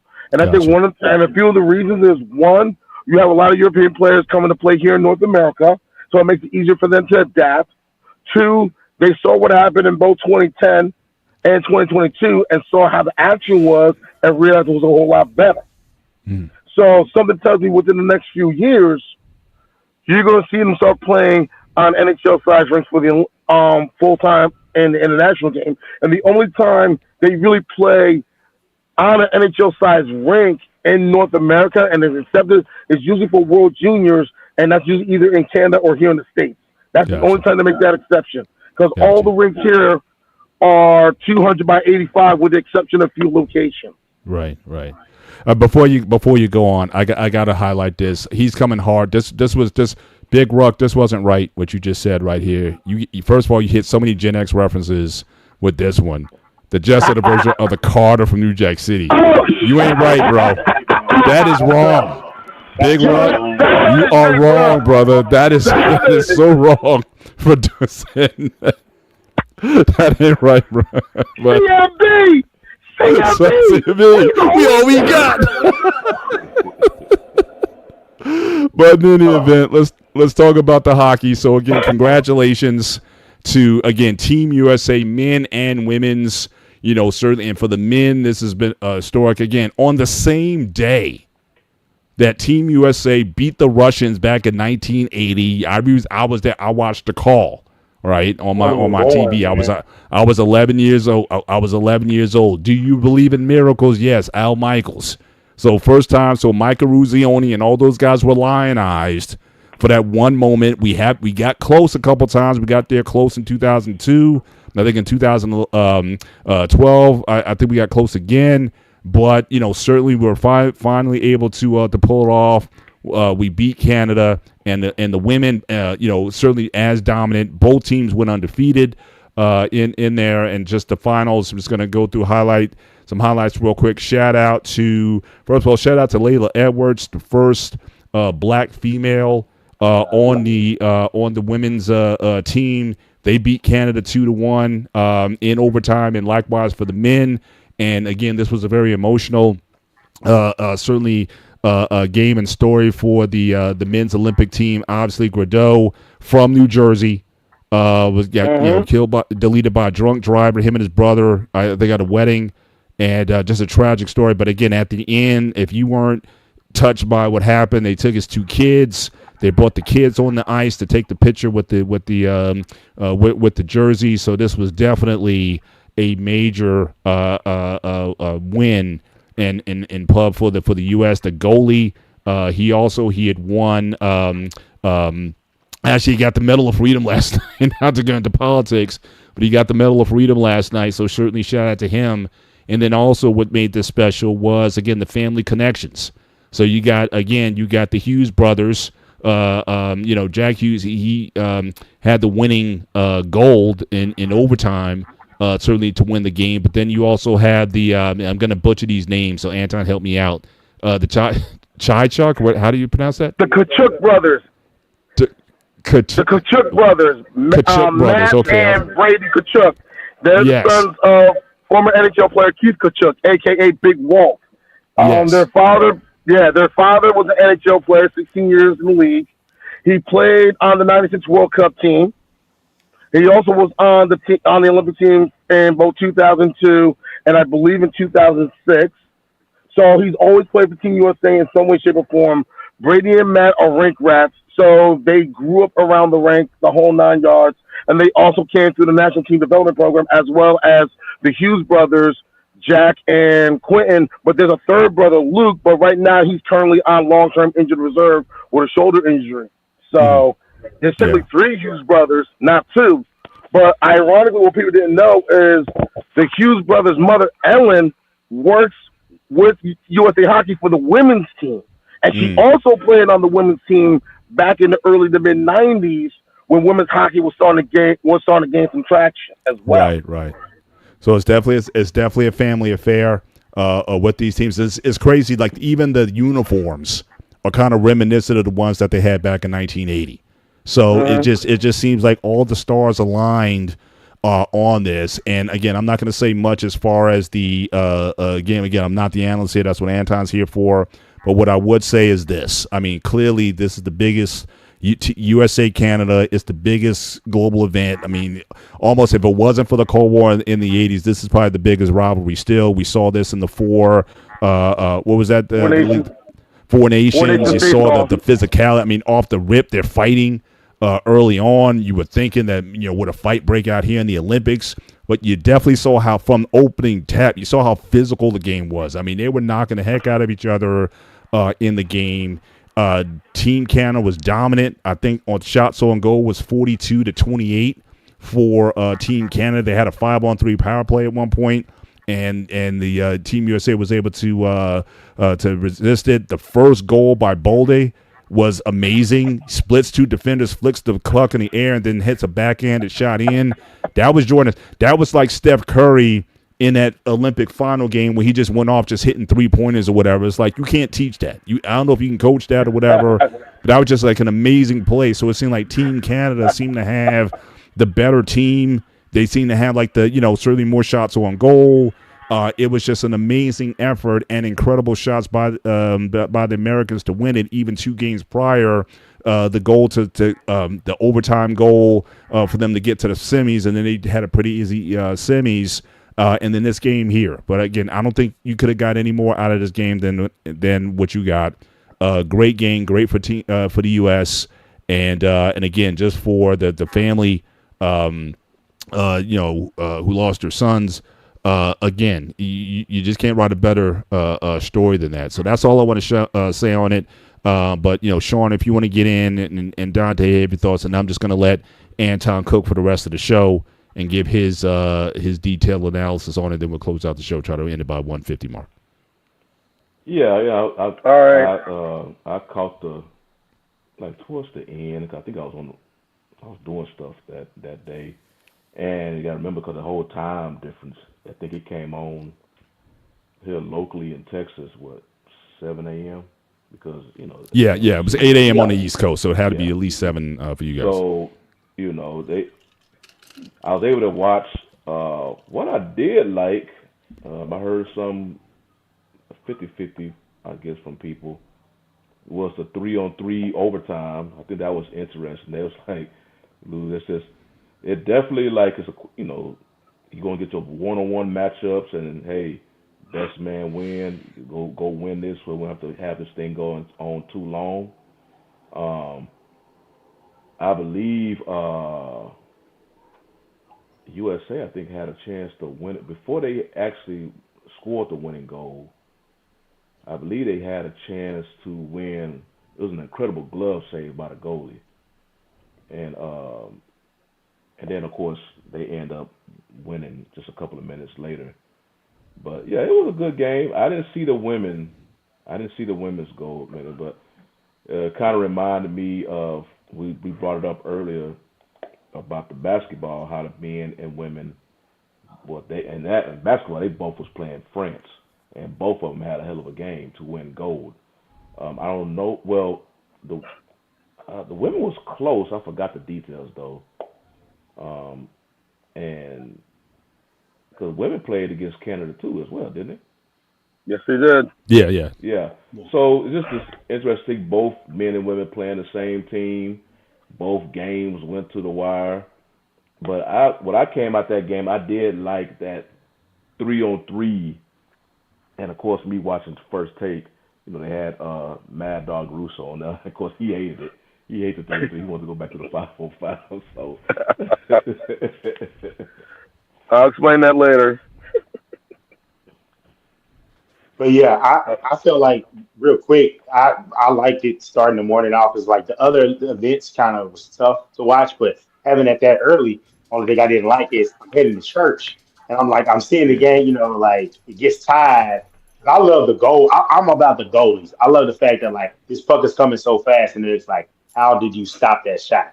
And I know like our goalie is great. I know our goalie was so good. I think the guy from the Stars, he basically got the Tyrese Halliburton medal. Where it's just like, hey man, I was there on the team, but I didn't do nothing. So because the guy ahead of you is so great.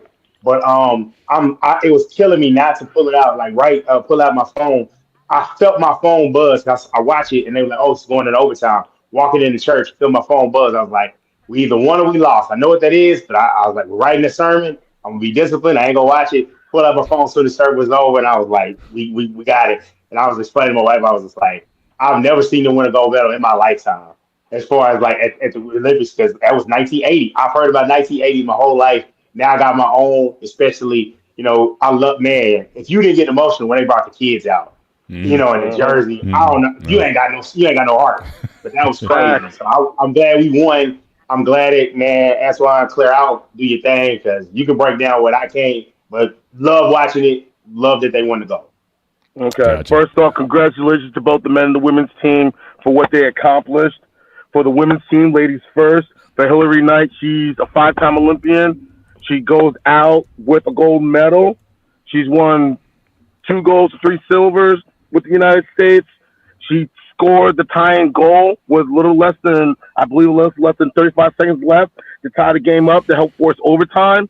Kellen Heller, I believe her name is. She scored the game winner, and it wasn't even a powerful shot. She was able to skate in, and they were also playing to round 3. She was able to skate in, take a simple shot with right between the goalie's legs, and then the puck just rolled right behind her and right into the net for them to win it. And they were also perfect from start to finish. They were that dominant of a team. They never felt that when they played the gold medal game against Canada. That was the first time they ever didn't have a lead. That was the first time ever throughout the tournament. That's how strong the U.S. was, plain and simple. They've always had a very dominant team. A lot of people said it's probably one of the best teams. Layla Edwards, shout out to her, first black woman to represent the United States in women's ice hockey. And she was actually playing out of position. She actually was a forward. But they asked her to play out of position because, one, they already had enough forwards, and 2, they wanted to keep her on the team, and they really didn't want to cut her. So she chose to play defense. And the fact that she chose to play out of position and still was able to accomplish what she did in the Olympics tells you how talented she is. And she's also 2-time national champion for the University of Wisconsin. So shout out to the Badgers and everything else for the players that they had. As for the men, I am not afraid to admit Canada dominated that game from start to finish. Shots on goal, the pace, the hitting, everything. the first shot on goal for the United States, which scored the goal. Matt Boldy took the puck up, Amazing. Lily bounced the puck, and dribbled it right between Cal McCall and Devin Taves.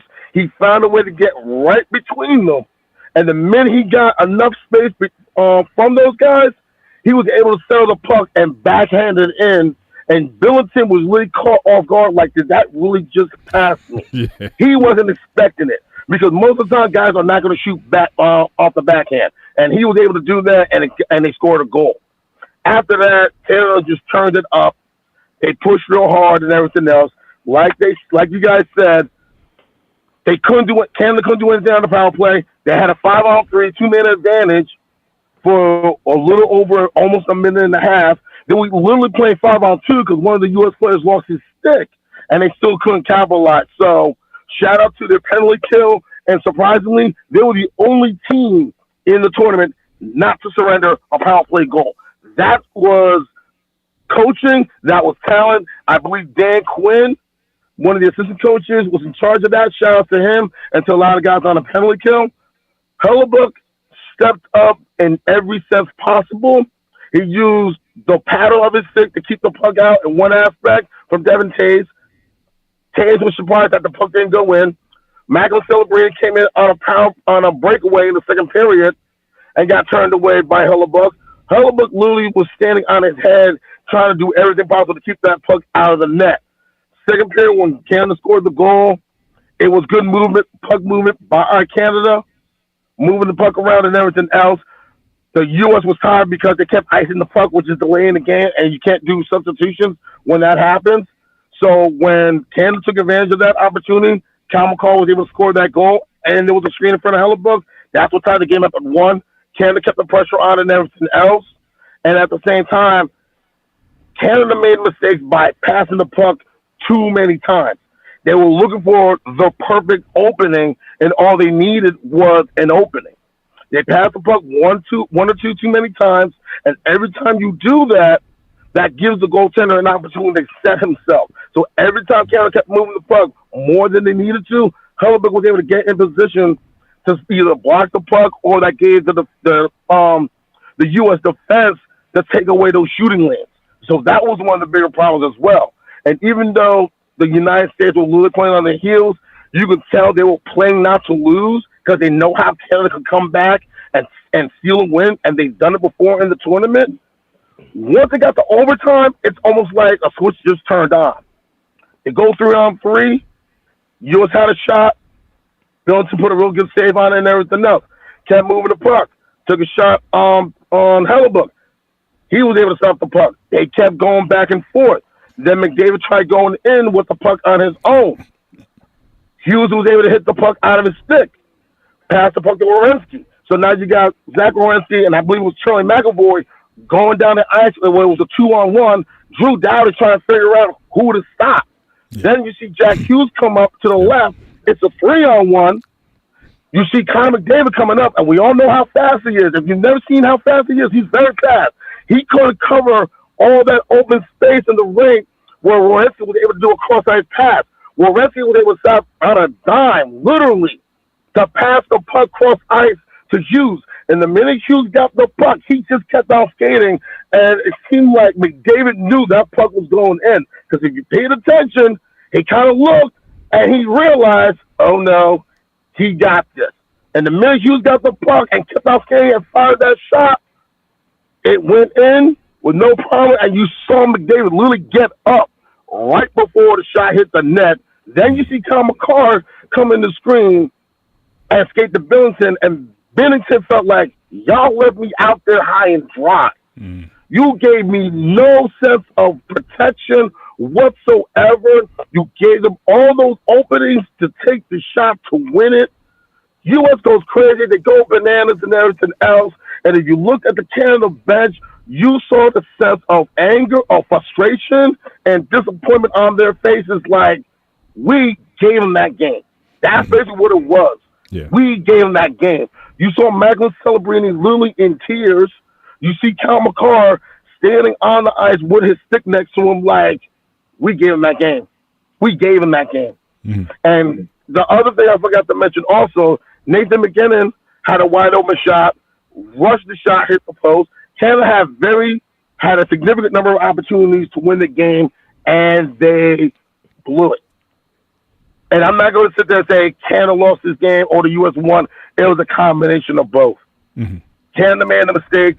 The U.S. took advantage of it, and they capitalized on it.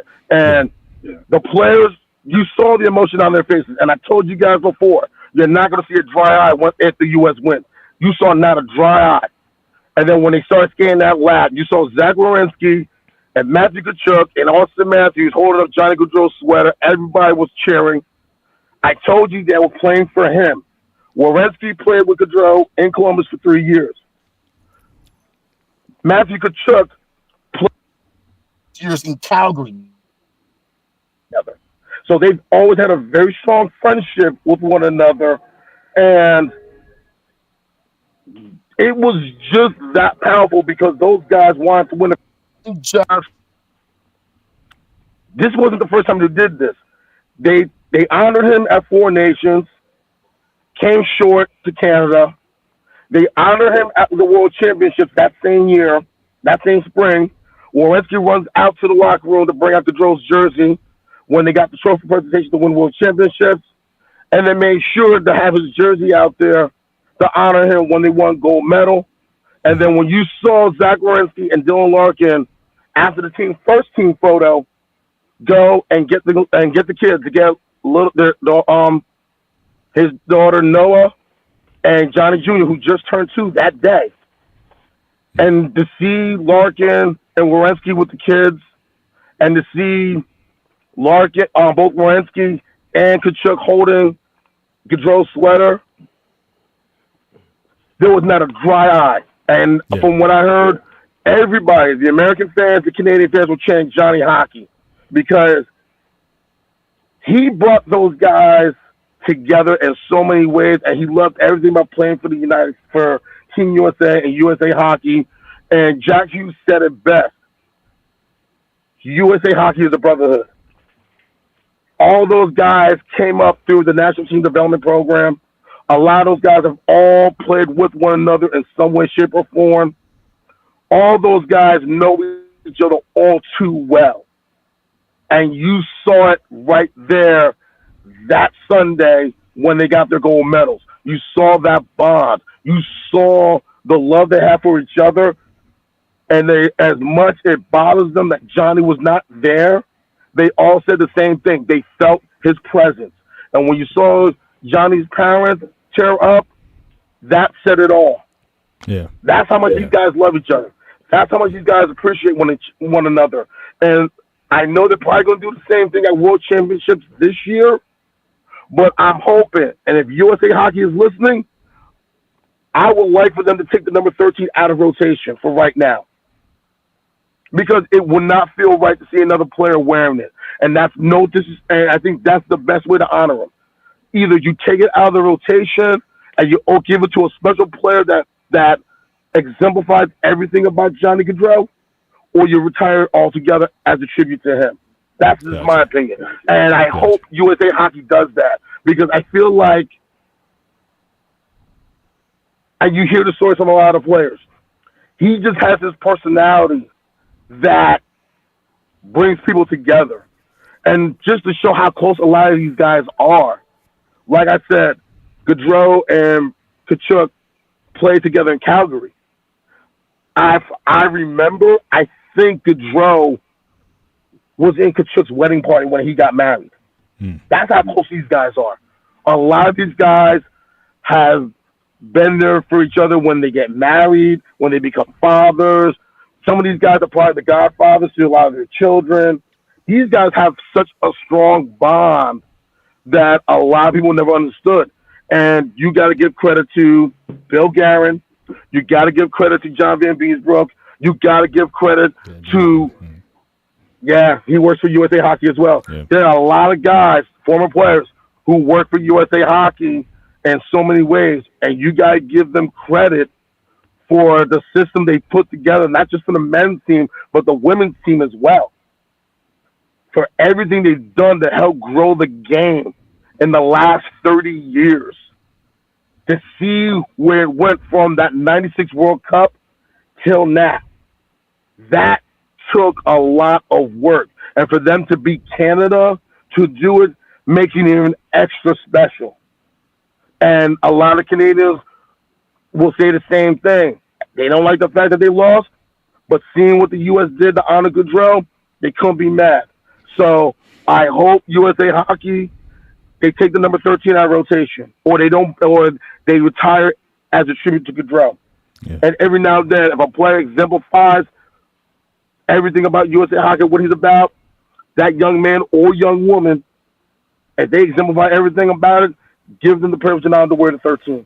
Gotcha. We're gonna wrap it up. We're gonna do a wrap. We're thinking about. Appreciate that perspective, and thank you for that detail. And we'll talk about this more, because I also want to find out, like, where does Team USA go from here? Because again, if Canada, and again, just from the game, Canada, the men's team at least, still might be better. How can Team USA improve from there? But that, we might want to save that for another show. The next show, maybe we can kind of have a follow up to that and talk about where do they go from here. You said the Worlds are coming up, so I'd like to see how they can advance. But it seems like the women, they seem to be, at this point, they might be the best in the world. Men, they're kind of definitely in the top two. But we'll see how that goes. But I want to do a hard stop now. Yeah, I want to do a hard stop now, because I know we got another show coming up. So we got our guy Taroos. If you guys in the Black Man Unfiltered space, you guys know Taroos from the panels and whatnot. He's one of those voices. Not that he's the liberal on the panel. I thought I was kind of center left. He's like lefty left, but he's got a new show that's about to drop. So I definitely want to check that out as he launches his debut show coming up right after us. So again, I want to respect the time and give him time to set up so he can get into the space the way he needs to. So again, Taroos, salute and good luck on your show tonight. And certainly we'll be watching. But again, we're going to do a hard stop here on the Black Man Unfiltered show.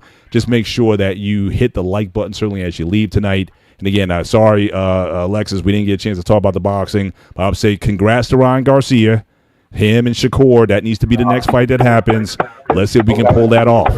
If we can get that going, boxing will be fine, unless boxing shoots itself in the foot. No. We'll definitely talk about that next. I want my $150 back from the first fight. I want my $150 back from the first fight. So absolutely not. And Tyson and Mayweather, no to that also. I ain't dealing with that. But listen, guys. We'll chop that up next week. We already know we'll talk about the combine, the results from there. We'll talk about draft needs. We'll talk about boxing. We'll have a follow up on the hockey. All that next week. Absolutely. Make sure you hit the like button as you leave the show. But we appreciate you guys being part of the conversation tonight. So for myself, for Shawnee, for Anton, and for first round exit loading, Dante. This is the One-on-One Sports Show here on the Black Man Unfiltered Network. Take care. God bless. We'll see you next time. Good night.